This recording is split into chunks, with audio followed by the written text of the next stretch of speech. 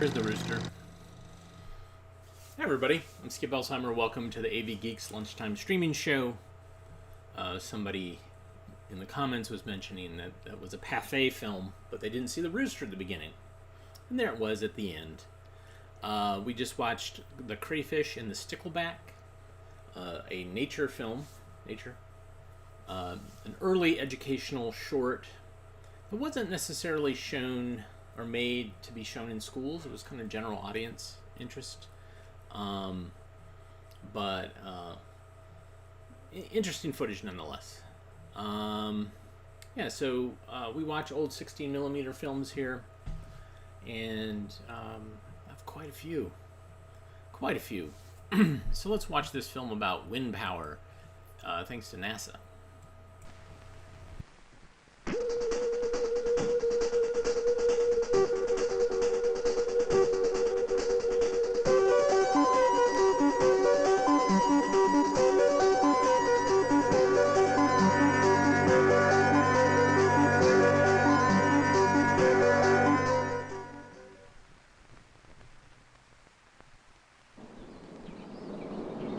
Residents of this Rhode Island community can use steady ocean breezes to help air condition their homes in the summer or to heat them during the cold New England winters.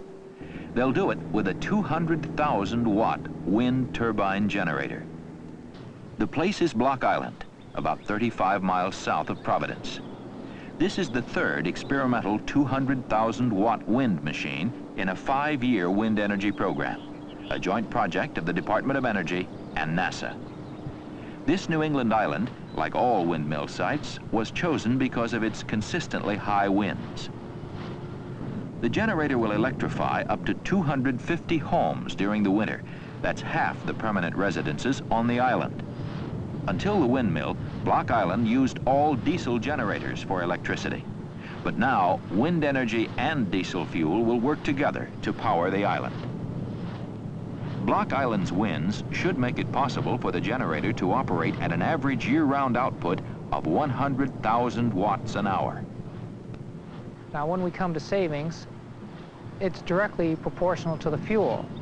If this machine generates approximately 100 average, which it will, with a 17-mile-an-hour wind, that would come to a considerable amount of fuel, 50,000 gallons, during the course of a year, and you simply multiply that by the present price and you can see that it's substantial. Block Island is not the only community boasting a new wind generator. Another windmill now towers majestically 1,000 feet above the mountain town of Boone, North Carolina. And the folks from Boone have lots to brag about because their windmill is the largest in the world. The blades alone weigh 18 tons. They spread 200 feet from tip to tip, about the wingspan of a Boeing 747. The machine produces 2 million watts of electricity, or 10 times as much as the other generators. Before the dedication, engineers tested the windmill from the control vans. Okay, here we go. Monitor enable. The electricity that's produced is cabled underground through the legs of the generator and then ties in here before it's sent down the mountain for distribution.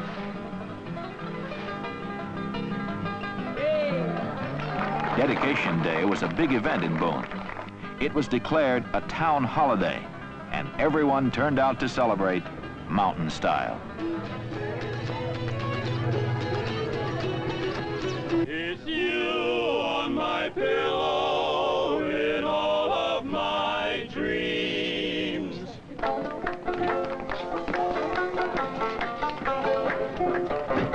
And before they give the face to a trying to give the face to a trying to give the face to a trying. And before they give the face to a trying to give the face to a trying. And before they give the face to a trying.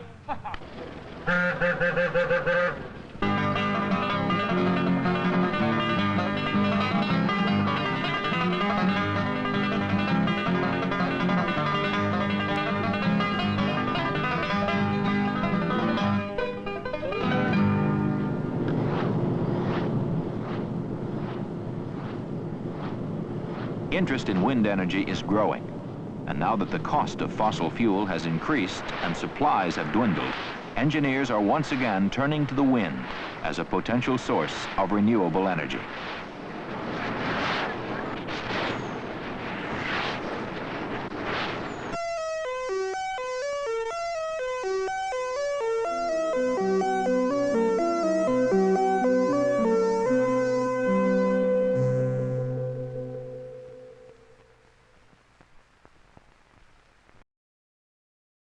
So my parents routinely, we went to the mountains of North Carolina, and I do remember seeing that giant windmill. I was very excited about it because almost the rest of the Boone experience was really boring, except for going to nearby Blowing Rock, going to Tweetsie Railroad or Land of Oz. Boone used to be a dry county, so it used to be you could not purchase alcohol in that county. Most people would go over the border into Tennessee and buy alcohol. Or was it Virginia? I think it was Tennessee. I have to look at my map. But anyways, how far we've come. How far we've come. This next film is From Fiber to Twine. Enjoy.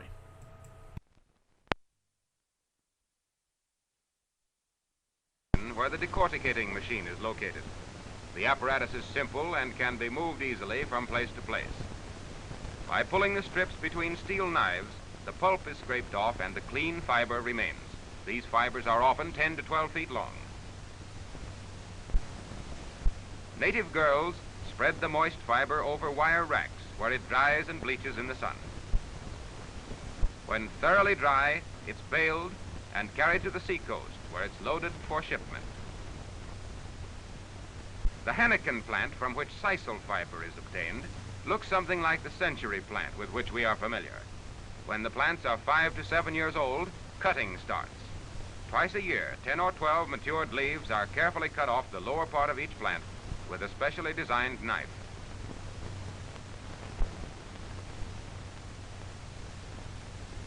These are bound into bundles, loaded on carts or tram cars, and carried to the decorticating machine, where the pulp is crushed out of the leaves and separated from the fiber.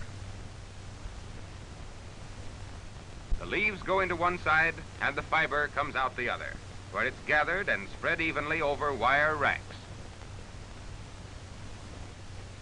After drying and bleaching in the hot sunshine, the fiber is again gathered together, pressed into 400-pound bales, and conveyed to the nearest dock, where it's loaded for shipment to the twine mills.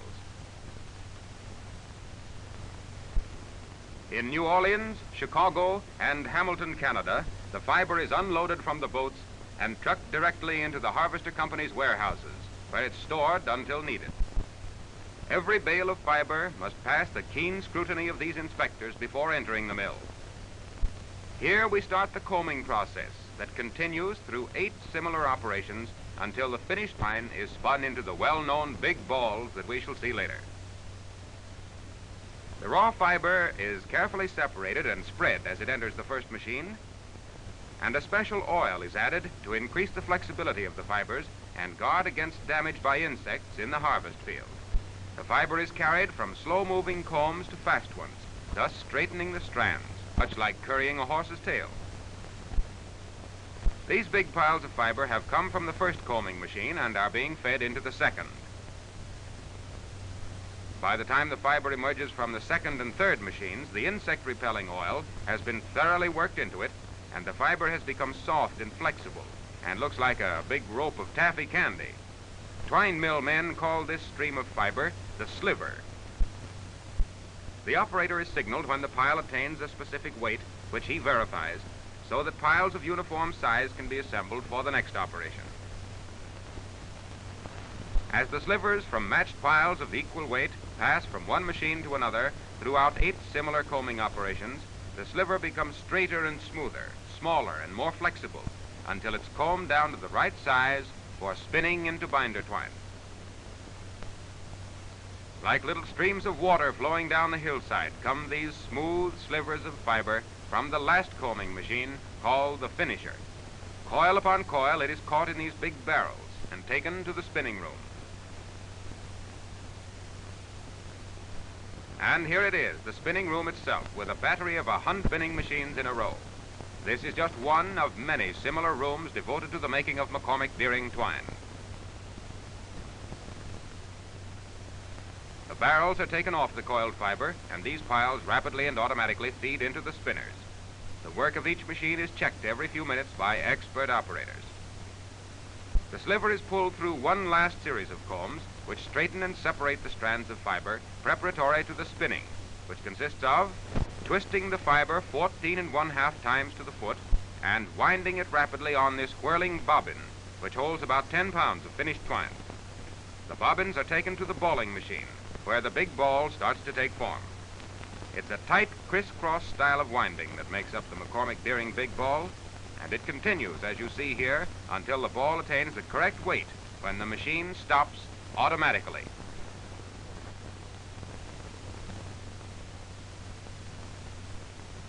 Here is the McCormick Deering big ball as it comes from the balling machine and before the patented cover has been added. It is smooth, uniform, and guaranteed for length, strength, and weight. Each ball is weighed individually, then 6 are grouped and weighed to make up a full weight bale. You can't fool the scale beam. In sets of 6, the balls are taken to the covering machine, where the famous patented hammock-like cover is added in this manner. The cover becomes a part of the ball and is used to tie bundles just the same as the rest.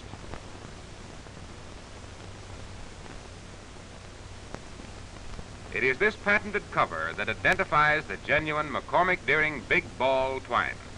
When covered in this manner, the ball is more solid and resists the shocks encountered in shipping without losing its shape.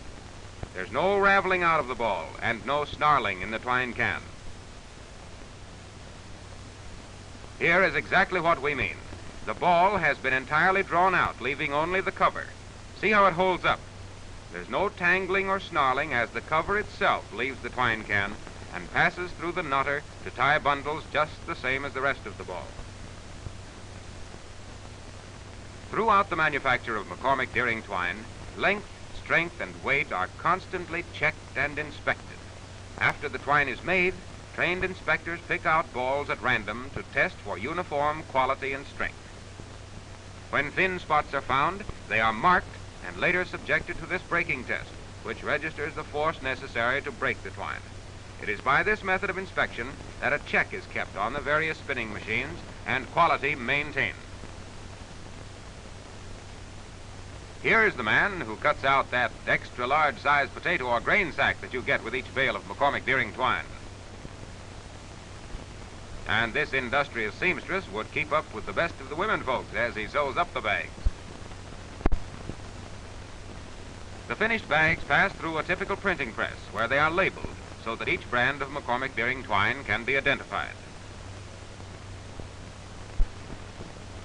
A final inspection and then into the bags. Matched groups of 6 big balls, previously weighed, are bagged and passed along a moving belt. To make sure of full weight, each of these filled bags must pass over an automatic scale that detects instantly any bale under the specified limit.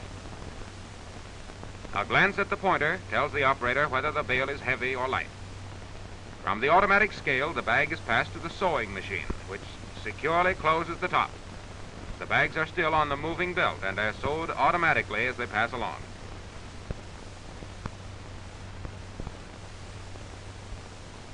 The next operation is roping the bale for shipment. Look at the long piece of rope these men use to tie the bales. More than 14 feet, enough for 2 strong halter ropes. From fiber to twine is a long and interesting process, but these bales yet have a long way to go.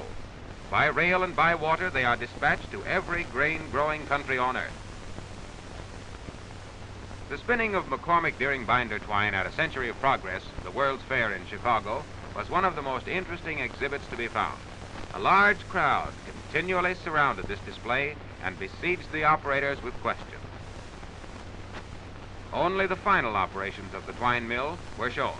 These included the spinner running at about half speed, the balling machine also running slowly, and the covering machine with a transparent guard to permit onlookers to see the entire operation.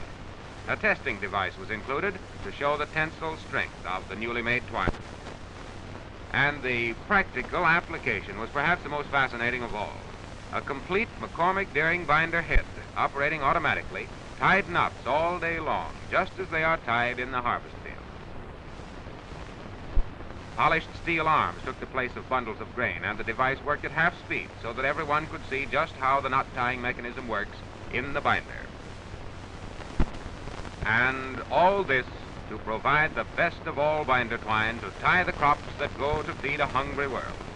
For without tin, the finest binder ever built would be only a mowing machine.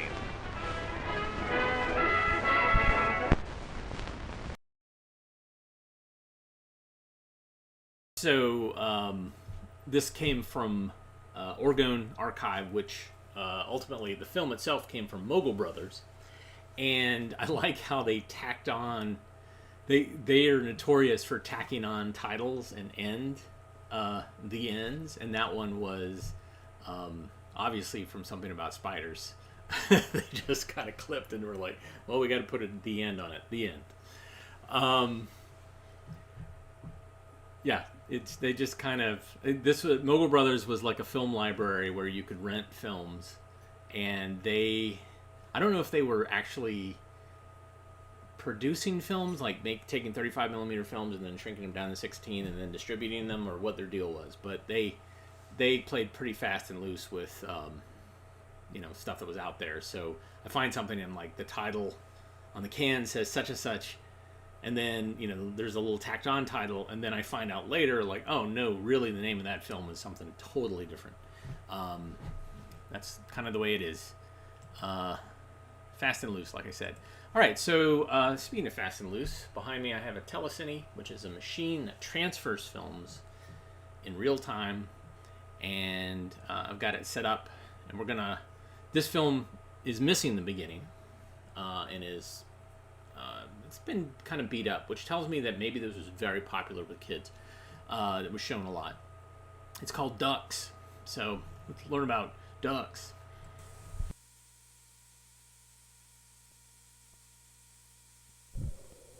Big, and some are small. Some ducks are yellow, and some are white. But all ducks have feet,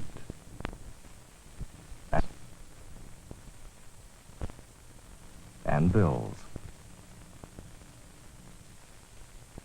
When ducks are hungry, they like to eat. And when they get thirsty, they like to drink. Ducks like to walk. And ducks like to run. Sometimes they walk in crowds. And sometimes they walk alone. Ducks like water. They like to jump into it and swim in it and keep clean with it. A duck is a very special bird, and duck is a very special word.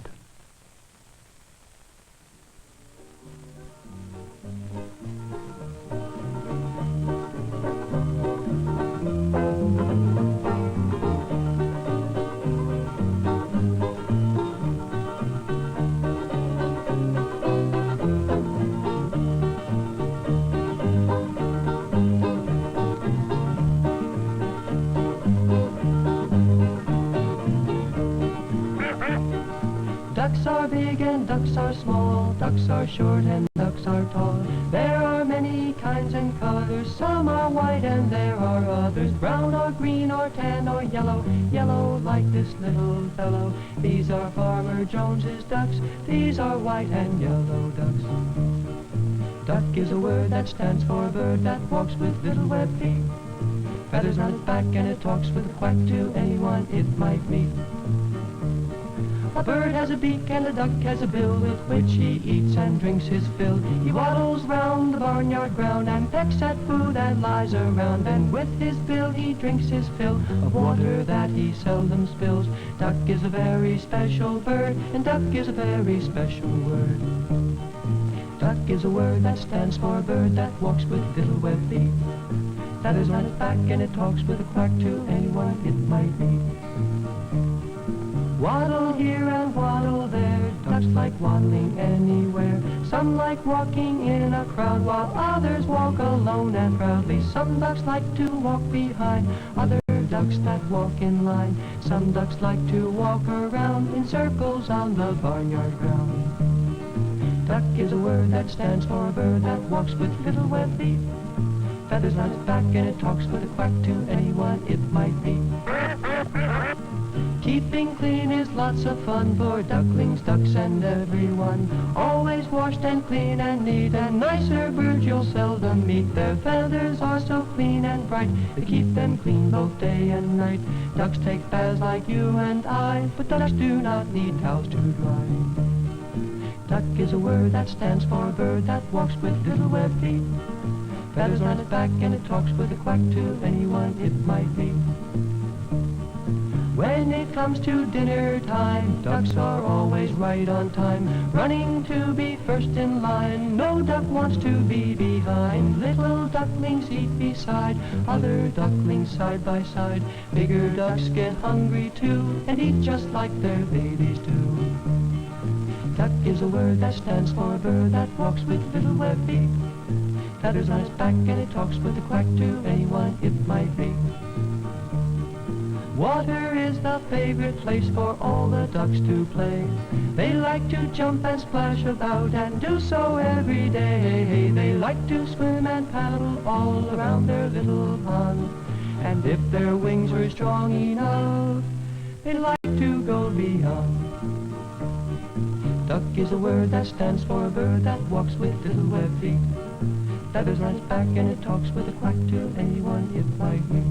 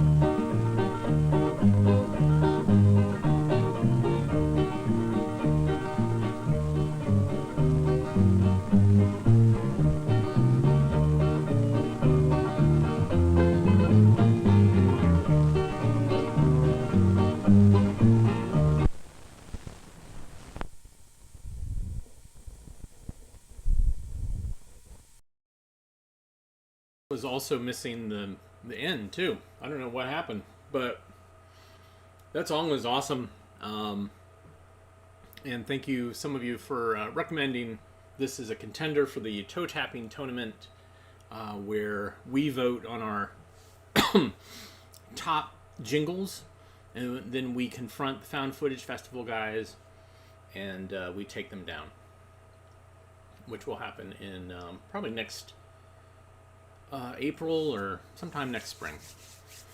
But yeah, I'll make notes about that.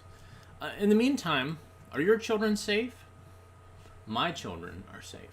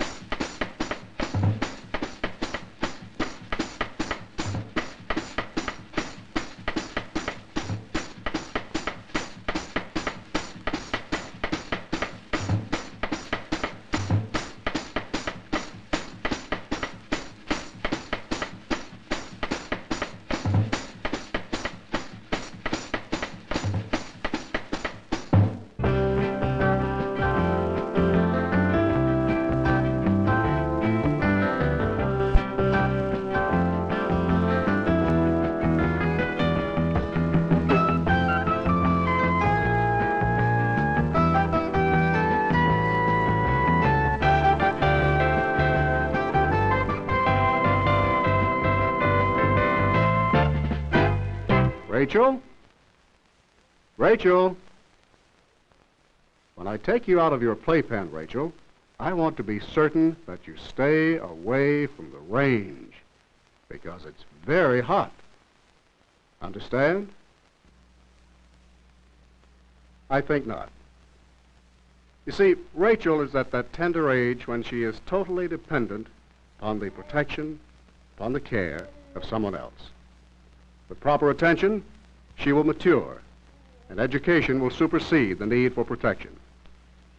But right now, Rachel is simply getting her first lesson in education, her name. She knows what it means. Soon, there will be other important, life-saving words for her to learn. Words like, No, no, Cindy. We don't touch Mother's art objects. Let me get you something of yours to look at. Linda and Charles Robb, daughter and son-in-law of the late President Lyndon Johnson, are examples of concerned parents. They mix practical experience with information from the National Safety Council and the American Academy of Pediatrics to safeguard their children, Lucinda and Kathy. We try to keep hazardous items out of the reach of the children, but there are many things, such as art objects, that we have to keep low, and those things we tell the children, please don't touch. When the age of reasoning starts, usually past 2 years old, children can start their education in safety. Before that, I've taught them the meaning of no and hot. After age 1, they usually understand those words. I use no most frequently here in the living room. Hot is more pertinent in the kitchen. I think this is the most dangerous place in the house. I'm busy working and cooking in here and haven't time to play with the children. So we organize some of their playthings, toys, crayons, or whatever. Have them sit down in their place in the kitchen. We've created a controlled situation. The range is a problem. We try to tell the girls, it's hot, don't touch. In the kitchen, we check to make sure there are never dangling or defective cords about the kitchen equipment. The National Safety Council recommends that skillets and the like be put on back burners. Tablecloths shouldn't hang within reach. They say it's always best to keep dangerous products out of reach. We keep our dangerous household chemicals in a locked cabinet. We also keep our knives out of reach in a special rack which requires adult thought to remove the knives. Of course, there is the risk that children will pull chairs up to the range. I simply do my best to tell them not to touch. An infant is utterly dependent on his parents for everything he needs: love, food, shelter, and protection. The overwhelming majority of parents fulfill these responsibilities. Accident prevention is the most tragic exception. Phil Dykstra of the National Safety Council suggests ways parents can make sure infants are as safe as they should be with Protection Plus. There is no totally foolproof way of protecting young children from accidental injuries in the home, but it is possible to minimize the chance of such injuries by eliminating potential hazards. Giving children this extra margin of safety is what we call Protection Plus.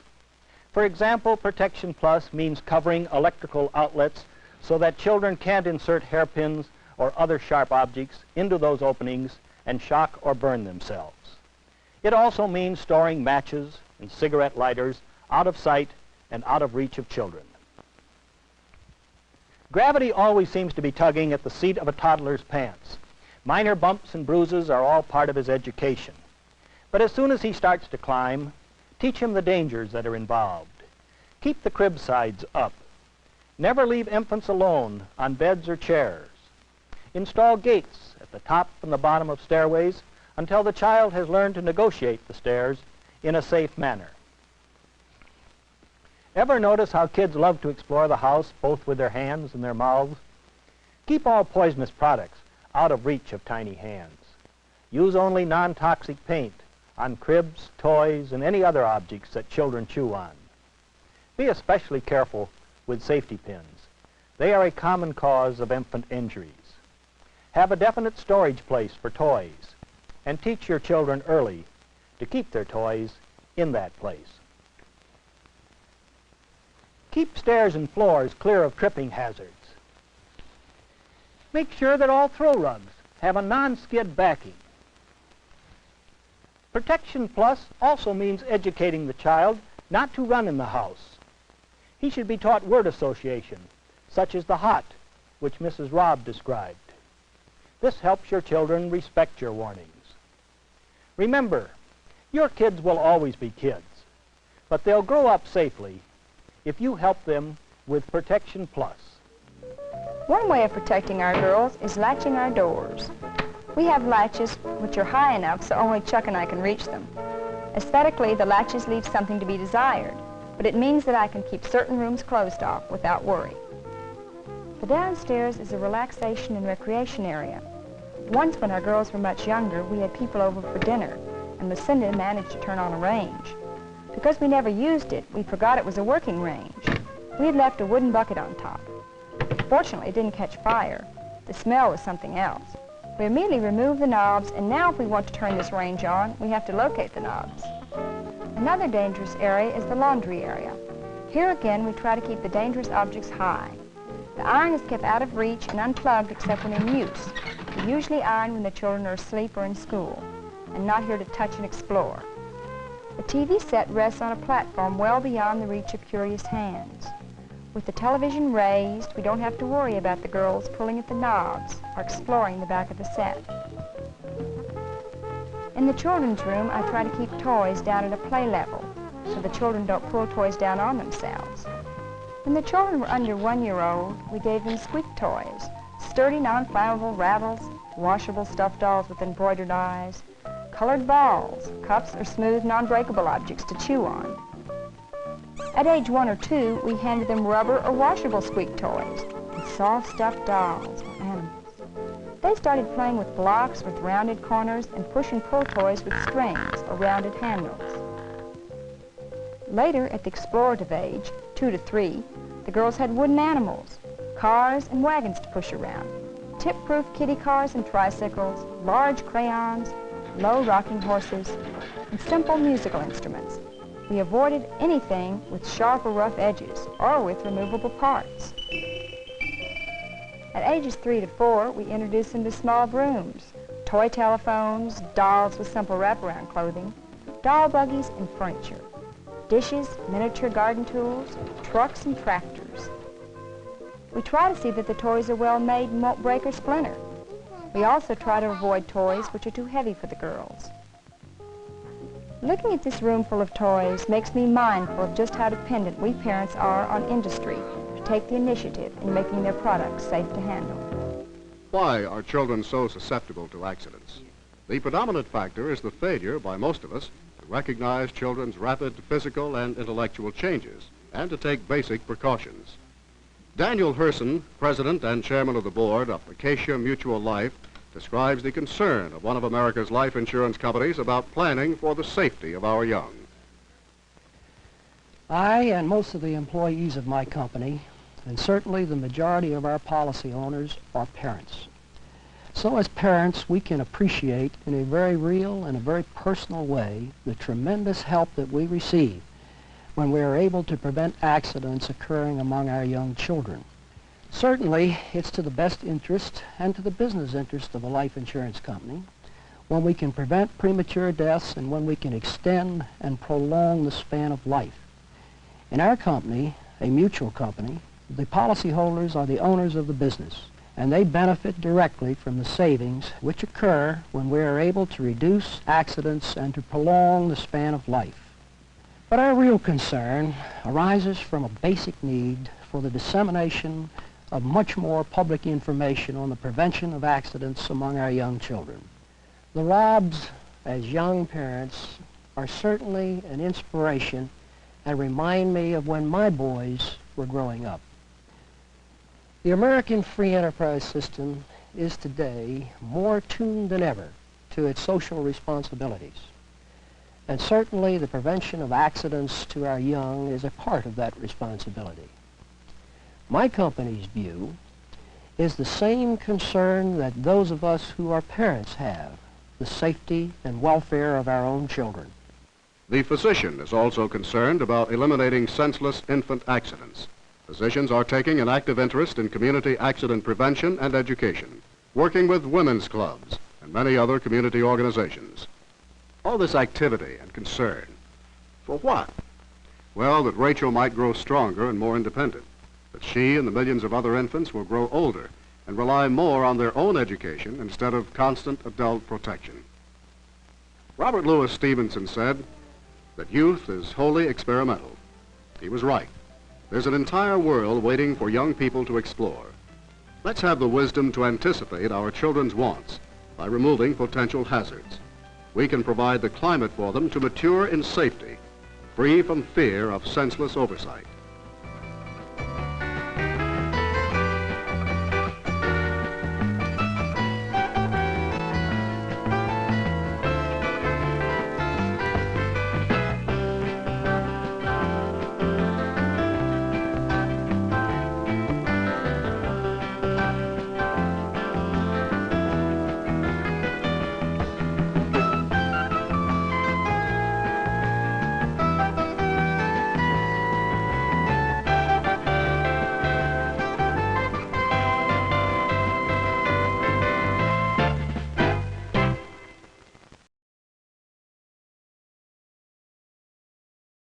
The host of that film, Bob Rayford, was a North Carolina broadcaster in the Charlotte area.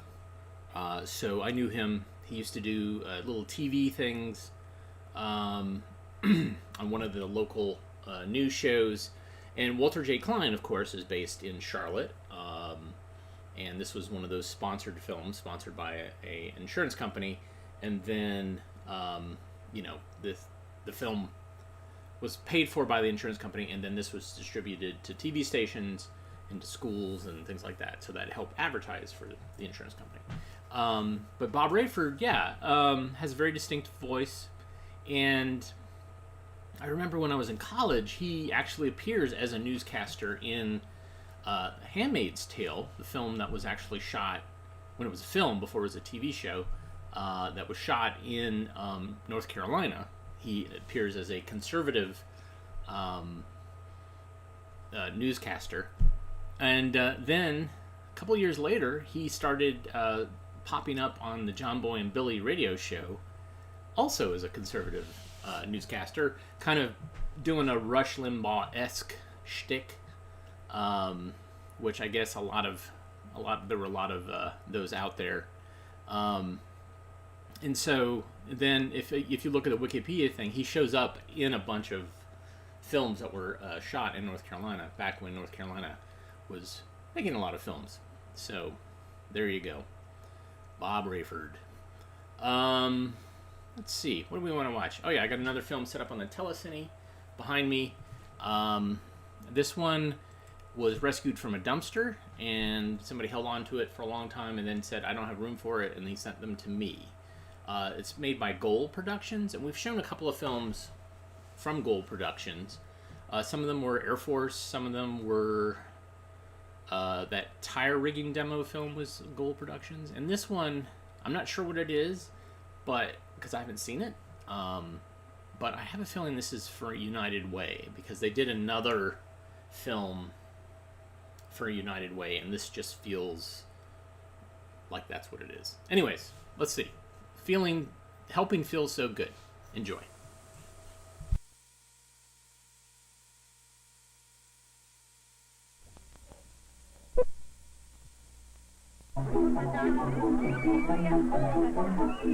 Say, brother. So it's come down some.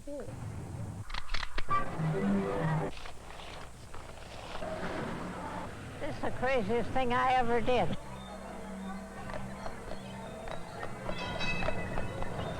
Main Street, USA. It's a fantasy here in Disneyland. Things are great here. But it's not often that way in the real world. Beneath the beard, you probably know me better as Joe Rossi from the Lou Grant Show. But in real life, I'm Robert Walden. And while I have done some writing, I'm not a real reporter, but I am a real human being who cares. Not so much about the story, but what the story's all about. And that's humanity. That's what's important. And that's where the United Way comes in. See, here in Orange County, 85 agencies are being served all year long the United Way. And we're going to show you some of those agencies and let you feel their spirit of helping.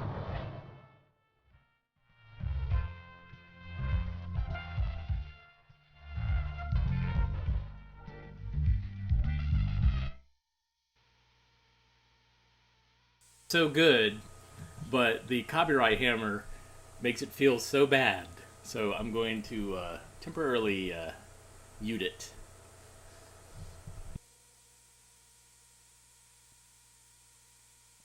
Janet, are you going to buy anything at the mall? No, I don't have any money. One year we came down here to the Beverly Manor Convalescent Home and did some Christmas caroling. And that was really how we got started. I'm waiting. Oh, fresh air. That's what I love. Ah, here we come. The wild.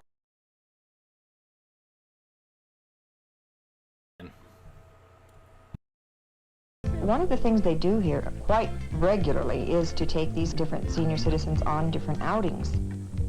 Sometimes the girls handle it better than adults. Pretty faces.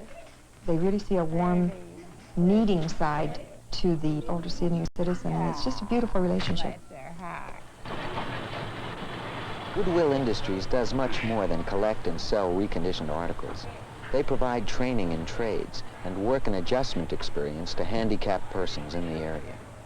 They have a handicap, all of us are, in one way or another. But these people have learned to lick their handicap. They come in here to work, people praise them for working, and they just try so hard. And they take care of themselves, and they do beautifully, but they don't have families around to take care of them. So Goodwill has taught them how to take care of themselves and adapt to life in the world, and they've done quite well.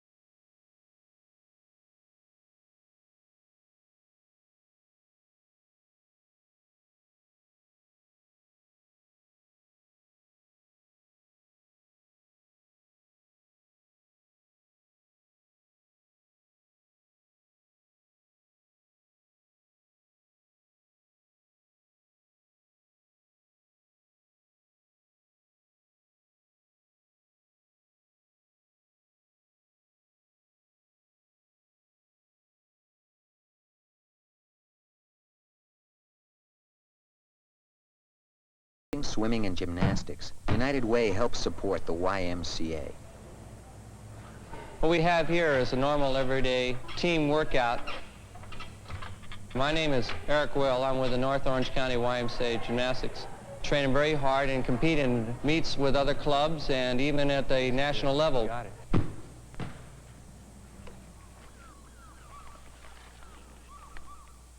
This past year, the Boy Scouts finished building their new sea base. They ran out of money before all the building and renovation was complete. The local carpenters union volunteered help. It was rough because everybody give you some kind of an excuse, but after they once got down here and seen what was involved, well, they were really enthused on it. I think the most we ever had was 9 men. We worked on a Saturday and Sundays. Being in the carpenters union, we all have kids. We're all very interested in youth programs and Sea Scouts. I think it's a wonderful organization. I think it's marvelous is what they're doing. From the city in this truck, Uncle Bud comes from the city to visit the hills. I'm Sister Michelle Renee. I'm director of El Medina Literacy Center. Again, what is the sound of that vowel? You. We have people from Ecuador, and we have some from El Salvador, and we have many from Mexico. They all want to learn. They all work so hard at learning. What's the sound? T. T. We're very, very interested in teaching them to speak the language. I stress that when I train the teachers. Very good, Irene. We have a lady who is 80 years old now that started, and she's struggling, but she's learning. Mother. Say mother. Mother. Very good, very good. Yeah. Irene, you're funny. If you have a little love and patience, then you can do almost anything you want. This past year as host of the Easter Seals Telethon, I got a first-hand look at what Rio is doing. It doesn't take an investigative reporter to find out how much help they can provide. Tammy Walker is in our child development program at the Rehab Institute of Orange. We're a private therapy center in Orange County, and we service just about all of the different kinds of therapy: physical therapy, occupational therapy, pool, speech, child development, seniors program, and vocational training.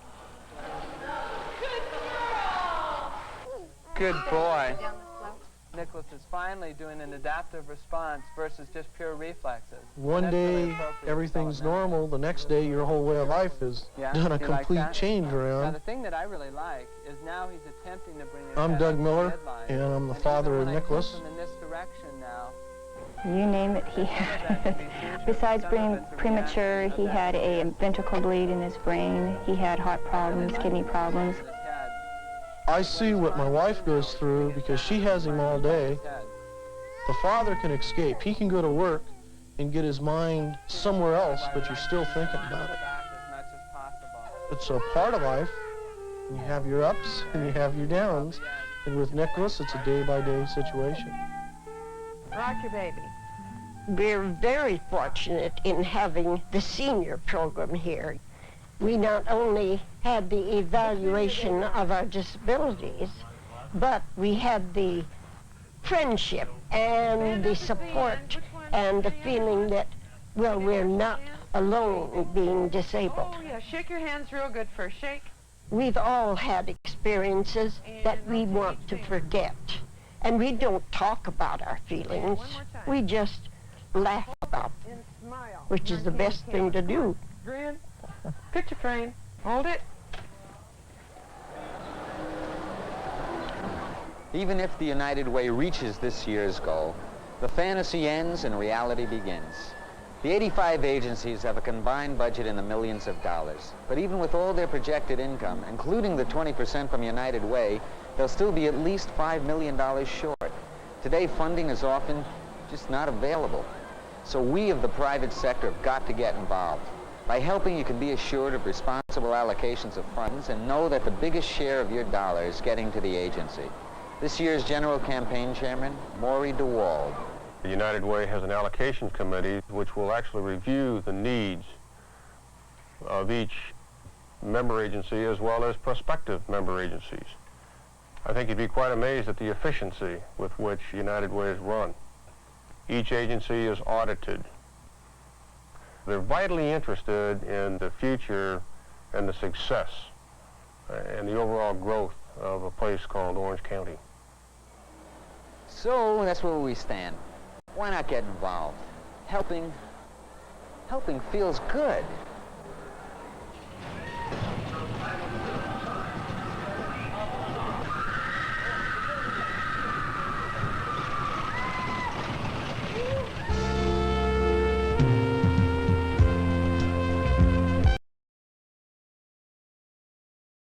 Yeah. So, for some of you that have not watched the show, we often show films that feature music that triggers the copyright hammer to come down to stop streaming on YouTube or Facebook or whatever it is I'm using. So I try to stand by. I kind of let it sneak because it was the slower part of the song, and but yeah, who knows? I'm sure I'm going to get some sort of flagged emails that say no. It's very frustrating. Feels so bad. Such a great song. Anyhow, what do I got coming up? What do I got here? Let me set up something real quick. In the meantime, I just wanted to say thanks to Alex for the coffee. One way you can support AV Geeks is by buying us some coffee. And there's a link to it to right there, buymeacoffee.com/avgeeks. You can also go to avgeeks.com and see other things that we've put online over the last decade or so. So I'm talking to you as I'm trying to find something to play. It's probably the worst idea. What do we got here? No. I didn't time things right. Like the stuff I have set up. Oh yeah, we'll watch this. There's a good chance I've shown this before, but it's so great, and it's is in conjunction with the wear safety shoes film that I showed. I think I got both of those on eBay at some point. But here we go. Here's wear eye protection. Enjoy.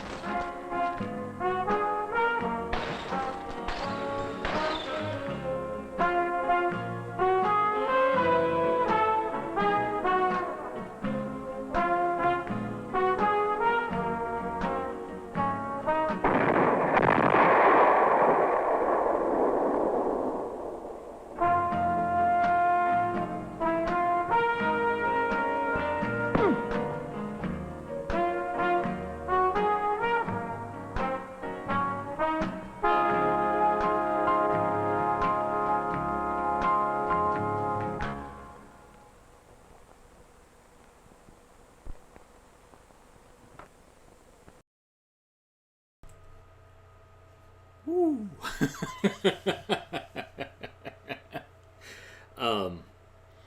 Pretty great. You know, the message kind of gets across there.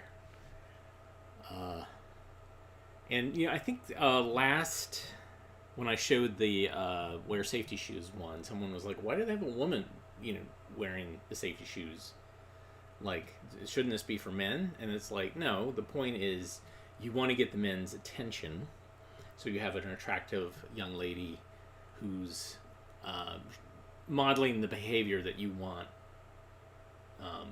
modeled, and so you got their attention, and you're like, "Oh, I get it. I see why you want to wear safety glasses." and eye protection and safety shoes, etc. That's the take on it. Is what does a filmmaker have to do to get your attention to where you'll watch it, but you'll also absorb the knowledge. That's the constant struggle of educational filmmakers, and that's why they use animation, why they use puppets, why they use clowns, why they use lots of different things to try to, those little gimmicks to get you interested. And we delight in the fact that they sometimes fail miserably. So thanks again, everybody, for tuning in. And we will be back again tomorrow at 1 o'clock. Again, you like us, you want to reward us with some caffeine, you can buy us coffee. You can also go to avgeeks.com, buy DVDs. But one simple way you can do us a favor is to just hit the like button or the thumbs up button. That will get us more attention in the algorithms. Yeah, that's one way you can do it. And also just tell friends. If you like this, tell others. And so thanks again for tuning in, and we will see you again tomorrow. As always, please rewind, love each other, and smiley face with eyelashes. And we will see you tomorrow. Everybody, take care.